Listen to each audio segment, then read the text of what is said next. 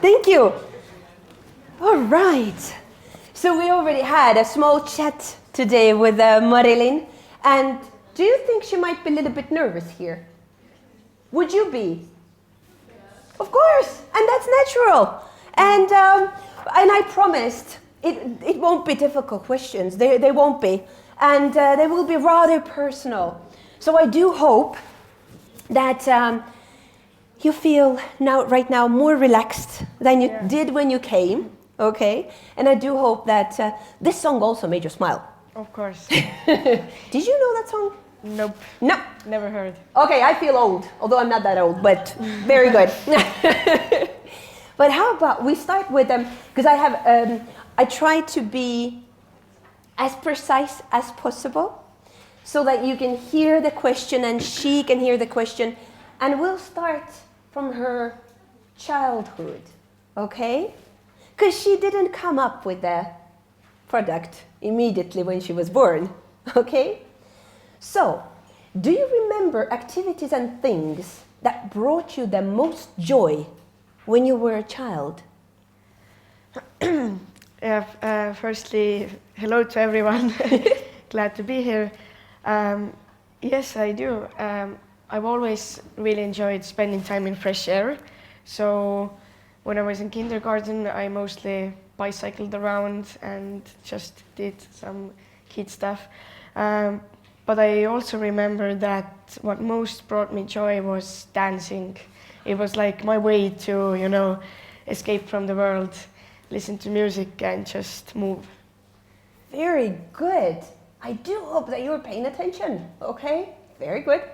That's something very much in common, and I loved the fact the fresh air and the bicycle and the dancing takes you to the other world. All right. Who were your role models when you were growing up? Do you remember? Yeah, I've always been really inspired by other people. It helps me, set targets and goals. But I've always been quite down-to-earth person, not really a dreamer. So my role models were never really popular actors or musicians. They were rather older friends or people I knew. That's so sweet. Yeah. Do they know that they were your role models? I think they did. Okay, very good. Because sometimes, they don't have the clue, and it's very important to them as well. Yeah, I think I was quite straightforward even when I was a child, so it wasn't a secret. Okay, no keeping secrets. Very good. What kind of a person were you when you were in your teens? Tough to handle. Tough to handle.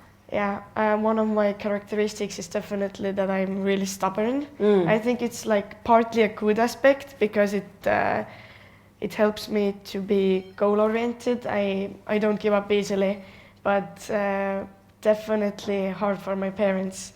When I had something I wanted to do, there was no chance I didn't do it. Okay, so it's when asking this question from Marilin, it's funny because she's just 20, and it's not that long when she was a teenager, right? Okay. But when did you see the switch, or are you more I'm not asking stubborn, but are you more aware of right now, and are your parents now more content with who you are? Yeah, I think the switch was maybe in high school. That was when I really, I think developed as a person. Okay. Became more independent and yeah. But I think I'm still stubborn. I just now realize that more and can deal with it. Exactly. You can deal with it. And the others can too. Okay. Do you remember, what did you do or where did you go when you felt overwhelmed or, let's say stressed? Yeah, as I mentioned before, music definitely is one of the things that helps me, rewind. So I think I would just take my MP3 player, my playlist, and go walking.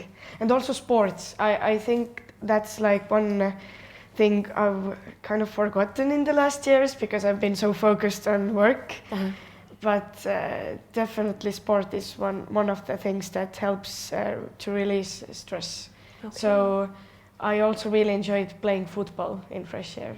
I was just going to ask that, what kind of sports activities do you like? Yeah, football and dancing. But that's, I love it, you know. Usually it's like we have so many sides inside of us. Yeah. And you know, in fact, the fact that you play football and you dance and it's just this amazing world that comes out from you. Yeah.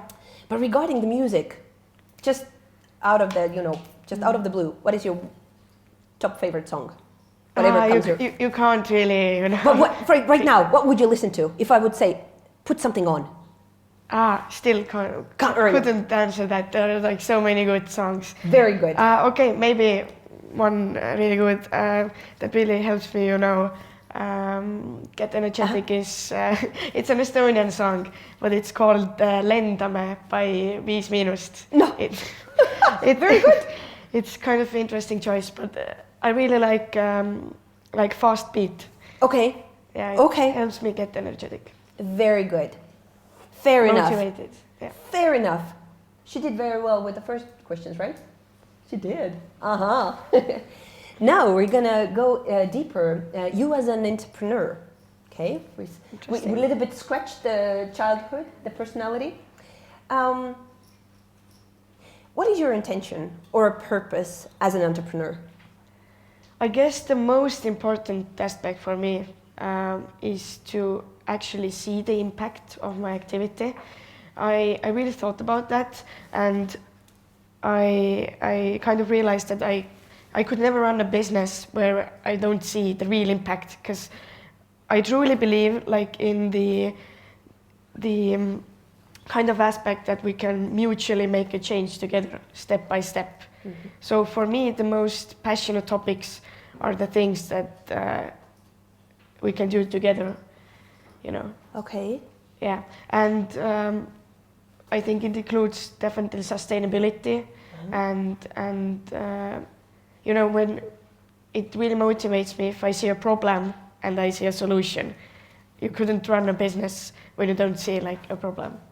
That's true, because you are through our businesses we are fixing one or the other problem. That's the whole thing. You don't start business just to not to fix any problem. Although the problem might not be sometimes, you know, if you, for example, those who sell ice cream, for example, they made, you know, it's like, but there are different aspects to it. So, but there's always this question, you know, why you do it and what's the case you're trying to find a solution to. Yeah. I think also like if you can, you know, think about the reason why you're selling the ice cream, then it's okay. You are solving a problem. You know, people want to eat something. Okay, you're rather solving the problem that people want to feel good. Exactly. So there's always the problem, but to my mind, the most important question before starting a business is just why. Exactly. And it all starts from there. Amen. In my life as well. Why? I hope you have heard also the huge, in a way, why movement. You know, why you do certain things. What is your why? What is your personal why? Why do you do that? Because that's what keeps your soul on fire, especially during the hard times. Yeah. I just read a book called The Why Are You Here Cafe, which was one of the most inspiring books I've ever read. Who was the author? John someone. Okay. I don't remember the author, but you can easily download it in Amazon Audible books. Free trial, I suggest. Okay. It's 2 hours audiobook, and it really switched my mindset, because the main purpose of the book was that people are kind of living for the future. You're always like living, doing, for example, career or studying because you think that, okay, after 3 years I can do something that I like. But the purpose of the book is to say that you can do those things right now. You have to do it, you know, right now. Not in the future, because we are living in the now, and that's what, like we started today. Please be. That's why I said also, please be here today. You know, when you're with us, be here in this moment. Very good. Thank you. So young and so smart. Ooh. Okay. Well, we already scratched that, but what are your values and beliefs that are driving force behind your everyday life? Yeah, that's also a good question. About values, definitely honesty. I really value that. Transparency. I try to be as transparent in everything as possible with relationships or in entrepreneurship. But what really thrives me is definitely the ability to learn something new every day. And I made a deal with myself as well that every time I feel in my life that I'm not learning anymore, then it's time to, do something new, a new project or anything. And it's also career-wise, then it's time to move on. Because for me, I worked 2 years basically full-time without getting a salary and I never thought about money because for me it was so motivating, just the feeling that every single day I went home and I could, name of things that I just learned today. Amen. Yeah.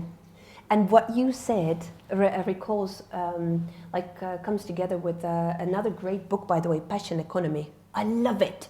And it is really all about the passion, like we said, because that's the driving force. That's how you can, if you have another source of income from somewhere, because you need to live, your everyday needs need to be fulfilled.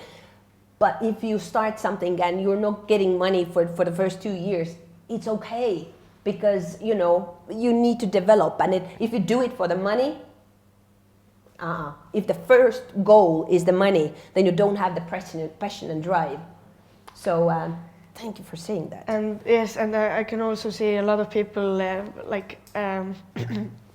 the startup network and so on who have the money, but they're still doing over hours and working because they're so passionate about that. Exactly. So it's never really about money or being popular or something. It's about the passion. And the passion and the impact, because you know that you are making the change. Yeah. Great, thank you. Did you do entrepreneurial things as a youth when you were younger? I think I'm still young. I know. that was tricky again with you, but I was like, come on, she can think about when she was 10 or I don't know. Yeah, maybe I can tell you about my first experience as an entrepreneur. The first thing I remember was when I was about, I think, 7, 8, 9 years old. We went fishing with my brother. I have a twin brother. Okay. And I had an idea that at that point I already had the mindset. So we caught a lot more fish than normally. Okay. We smoked the fish and I was like, why not to sell it? So that was my first, door-to-door sales experience. We went home, we took a cart and we knocked in the neighborhood, in every door, and was like, hey, you want to buy some smoked fish? And we made money. So, and after that experience, I know that I have this kind of, entrepreneurial mindset. That's great. What did your parents say? Good job, I guess. Making good. Money. Very good. Now we can feed you. Yeah. Good. Thank you. Let's take another one. Well, you kind of answered it already, but do you remember the time when you knew that you wanted to become an entrepreneur? Yeah, that's also I think it's such a hard question because I definitely had some signs when I was already a child, but so many things influence you. You have so many phases in your life. At some point you want to be a hairdresser. At some point you want to be, a lawyer. I think I was always stuck between two fields, politics and entrepreneurship. Okay. Because my father was a politician. Okay. He's kind of. So, but for me, the switch happened definitely in high school. When I did the school project, I started a student company. So when I first started the business, then after a few months, it was just so clear to me, that's definitely the thing I want to do. Okay, so still, you were analyzing inside anyway. Yeah. So, okay. I think in the end of elementary school, like 9th, 8th grade, was the point where I tried everything. And I think that's what you should do as a young person, to really see what you like. I attended a lot of like marketing courses, social entrepreneurship courses, and also dove deep into international relations and politics, and kind of just wanted to know what I really like.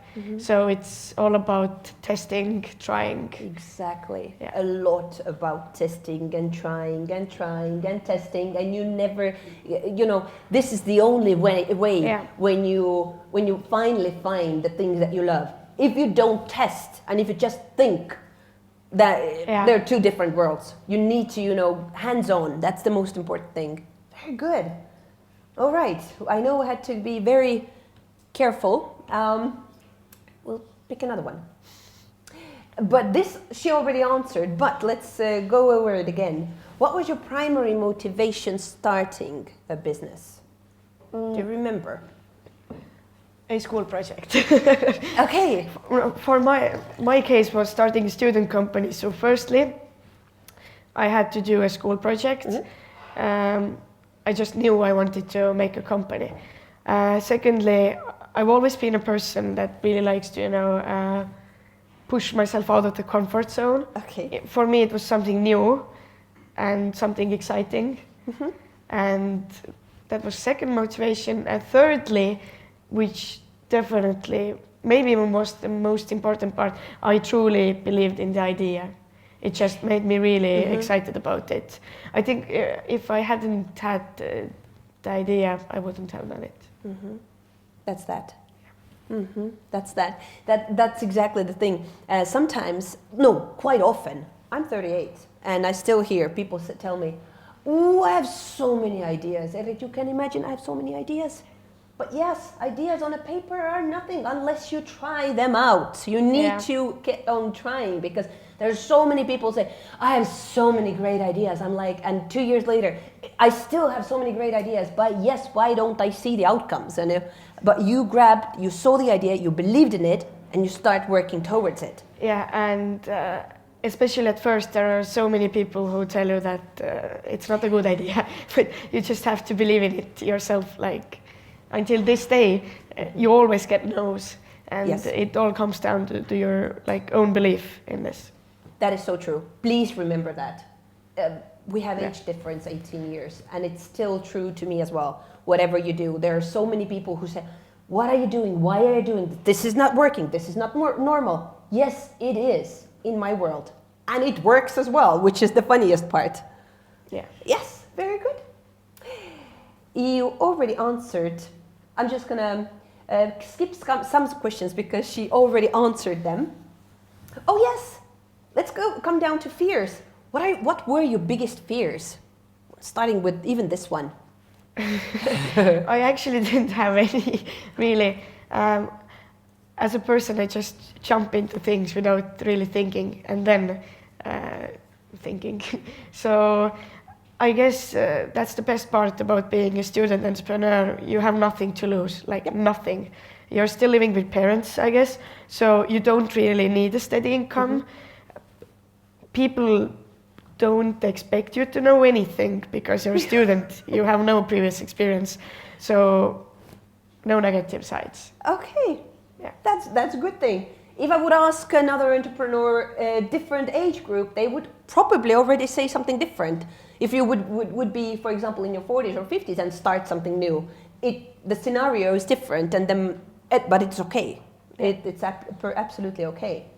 All right, lady who is not afraid to fail, but how do you deal with criticism? That's a great question. I think I would just learn to accept it with time. Definitely took everything really serious a few years ago, but you just kind of, learn that everyone has an opinion, and it's basically the easiest way to learn, because when you really try to accept it, the valuable part of it, then it helps you to develop as a person. I think for me, at some point, I just realized that you always have to take the valuable part of it, because as I said, everyone has an opinion. So always listen, analyze, and then develop. Yep, that is true. Although sometimes it's not so easy to just somehow skip the hard part, because when somebody really hits you to the nerve and it really hurts you, then you cry it out, scream it out, but don't give up, okay? Because exactly, we all have our own opinions and we are entitled to them, but you don't have to, take them as a must. So it's a great way to learn. And yeah, and also one of the first most important aspects in team. So we started the company where we were friends. It was like personal life, work-life balance. So we agreed on the first thing, that don't take stuff personally. Yeah, and that's really important. That's true. It is like we remember. This is also very important. We agree to disagree. Yeah. This is one of the most important lessons. You need to agree to disagree. You can have you can share the table with your friends or people who are not necessarily agreeing with you on certain topics, and you are okay with that. Okay, very good. Can you describe us, your typical working day? What time do you get up usually on a working day? It's the best and the worst part of being an entrepreneur, because it depends so much on the current phase of the business and so on. Currently I get up 8:30. Yeah, it's really flexible.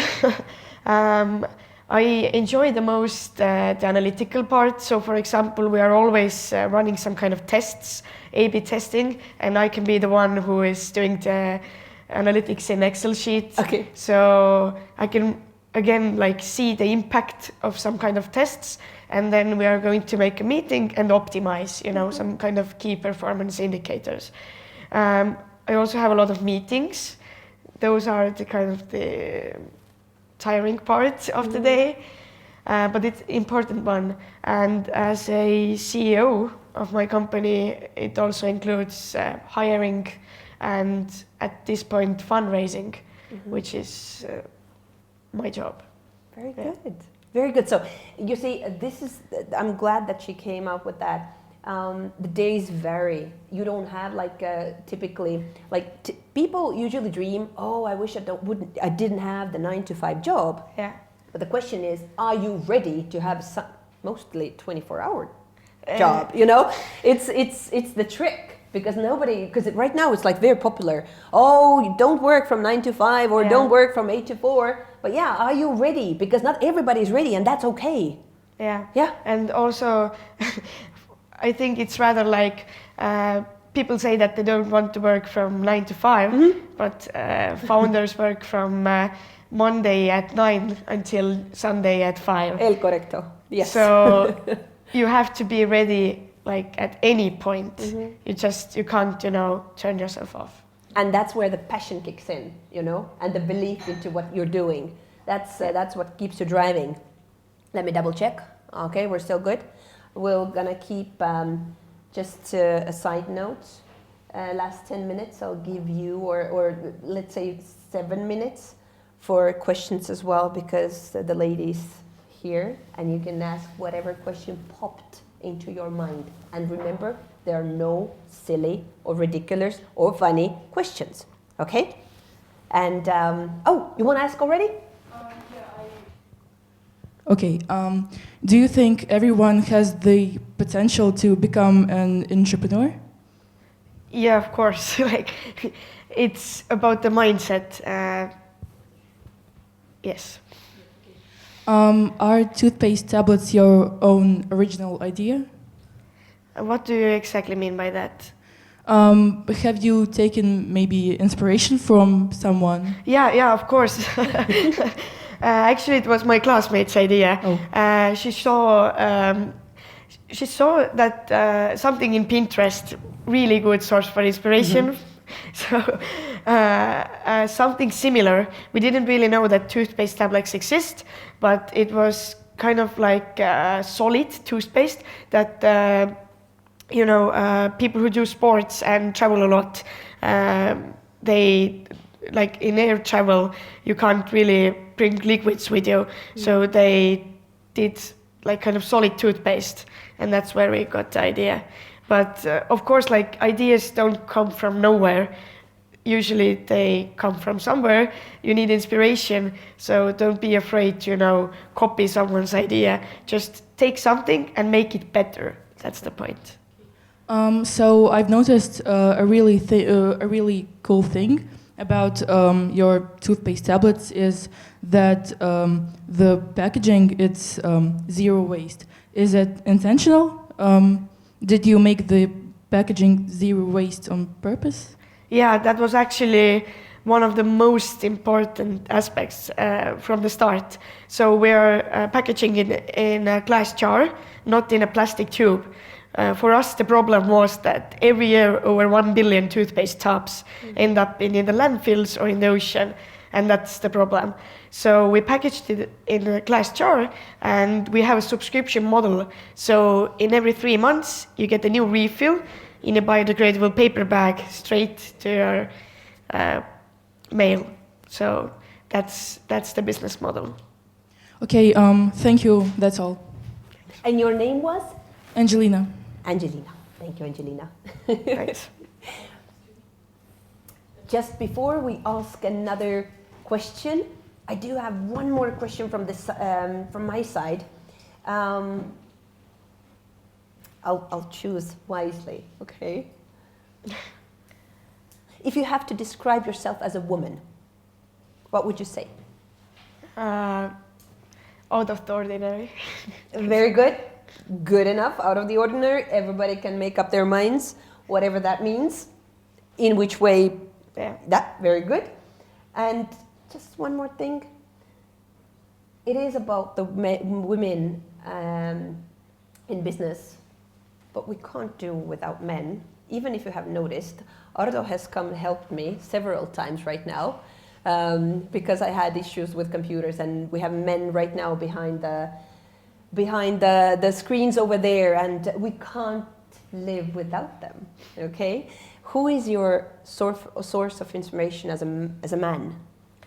Definitely one of them is my father, because I've always been inspired by him. Yeah, but if I think like more career-wise, I think a really good example is Markus Willig at Bolt. Oh yes. Yeah, I don't know if some of you know, but he also started as a 19-year-old.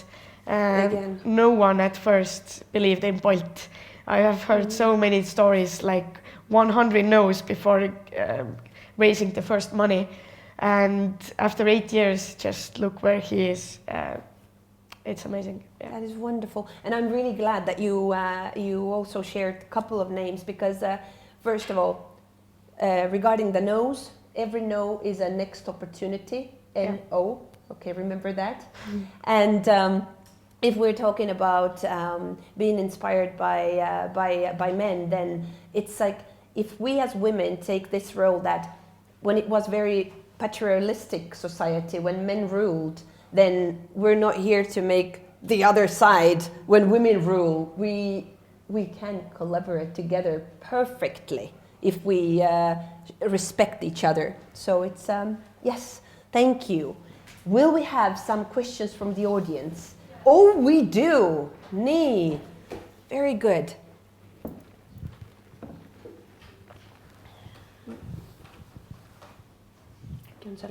Yes. Thank you. So, the one question I have is, was there a point where you maybe felt like giving up? And if yes, what was the thing that kept you going? I have had a lot of those moments, and I think everyone has. Yeah, of course, the thing that kept me going is, first of all, I'm just not the person who gives up. And secondly, still the the belief in the future that it's going to get better. Maybe I can just describe a situation. So in November, I have been doing this business like 2.5 years from now. We had a point when we were doing a relaunch. We were actually had a different brand before this. And at some point, we got stuck. We had to do a launch on the 3rd of November, but the web page was not ready, so we couldn't sell our products. Then we had our production, which was kind of confiscated because they thought so basically they stopped our production, so we had no products, we couldn't sell them because we had no web page, and we only had we were losing money every day because we had a lot of expenses. So that was kind of the moment where I felt like, what am I doing? And it lasted for 3 weeks, 3 whole weeks. So I had a lot of sleepless nights, and you have investors who are expecting results, who are expecting revenue. So the only thing that kept me going was that I know at some point it's going to end. We are going to get the webpage ready. So, and I also had a business trip in Copenhagen at that point. And I remember 2 of my teammates kind of had given up. They were like, I'm out. I'm just taking this time for myself. And I thought I'm not giving up. I will just try something new.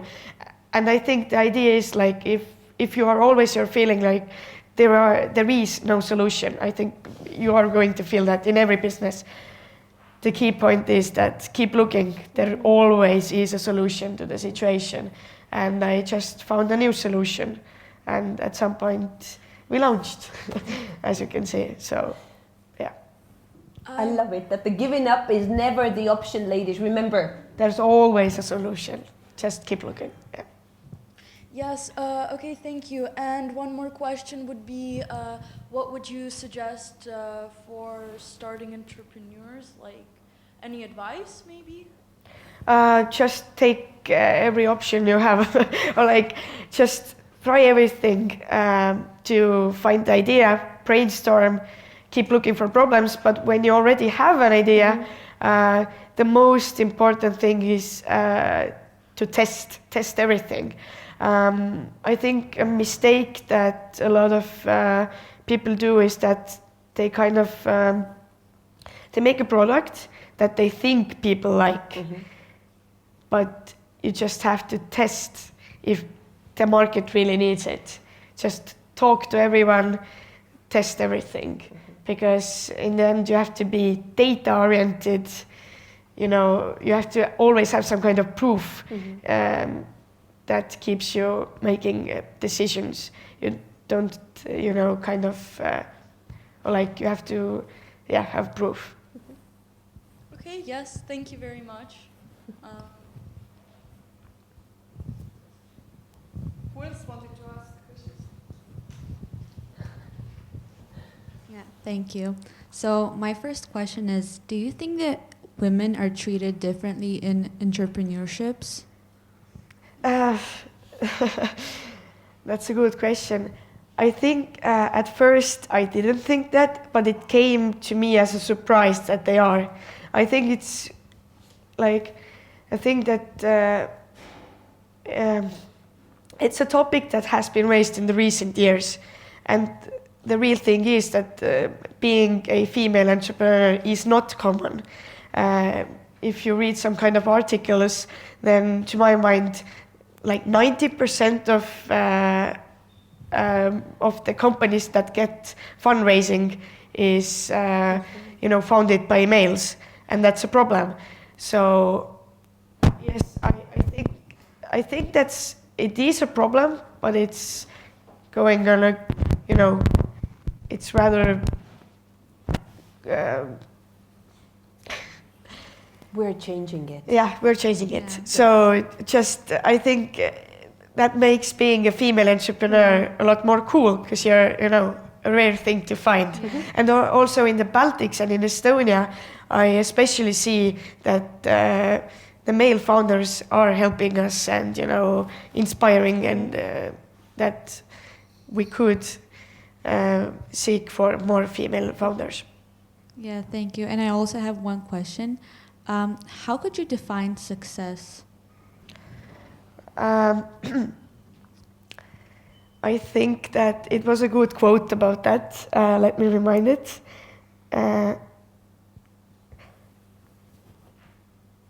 It was that happiness is not made of success. Success is what make... No, wait. But basically it means that you're already successful when you do something that makes you happy. Yeah. Not the opposite. Very good. That's the point. Thank you.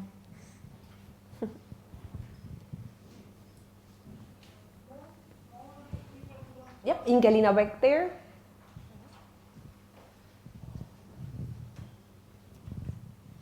Can you share a moment when you had to come out of your comfort zone and what you learned from it? Okay. I think the part of my life when I most had to come out of my comfort zone, when I was a few months ago, we were participating in a kind of business competition in Estonia, Errit. It's like Estonian Shark Tank. And it meant that I had to pitch my idea in a TV show. And I've always been kind of insecure as a person about what people think of me. I think it's normal. But I just pushed myself out so much that I went, you know, in front of the jury and also in a TV show, pitched my idea. And it just kind of, what I learned from it is that it's all about yourself, and you don't have to take others' opinions, you know, so personally. I think it really helped me to handle criticism better. And just right now, I don't care what people think. Yeah. Thank you. Anyone else? I guess that's very good. First of all, Marilin, you did great. And the last point that you said, being yourself, and this is the most important thing, if you truly learn to get to know yourself, and you're changing constantly, but if you're less worried about what others think and more dedicated to doing what you love, then the right personality comes out. Because this lady who came when you sat here today in the morning first, when we met, she was afraid because she didn't exactly know. But it's always beautiful to see when a person starts to talk about the topic that she loves, then she opens up, then she's herself. And I do believe that, and I know that you already shared so much wisdom in such a short time to these amazing ladies and gentlemen. Okay, I'm not forgetting about you, and vice versa. So kindly, let us give a round of applause. Thank you.